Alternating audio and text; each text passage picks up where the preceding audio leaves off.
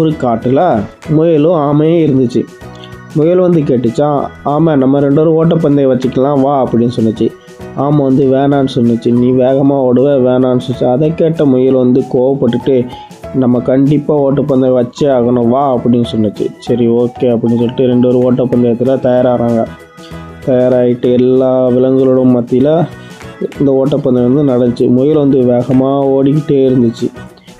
பின்னாடி பார்த்தா ஆமை வந்து மெதுவாக நடந்து வந்துக்கிட்டு இருந்துச்சு. திரும்பி பார்த்த முயலுக்கு ஆமையை காணும், தூரமாக வந்துக்கிட்டு இருந்துச்சு.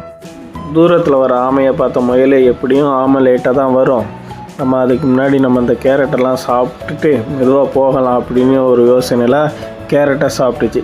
கேரட் நல்லா வயிறு ஃபுல்லாக சாப்பிட்டனால அப்படியே அசதியாக ஒரு மரத்தடியில் தூங்கிடுச்சு. அந்த தூங்கிட்டு இருந்த நேரத்தில் ஆமை வந்து முயலை கிராஸ் பண்ணி அந்த ஃபைனல் லைனுக்கே போயிடுச்சு. கிட்டத்தட்ட பந்தயம் முடிகிற ஸ்டேஜுக்கே போயிடுச்சு. அந்த டைம் முயல் சடனாக எந்திரிச்சு பார்த்தா ஆமை வந்து லைன் பக்கத்துலேயே போயிடுச்சு. இறுதியாக ஆமை வெற்றி அடைஞ்சிருச்சு.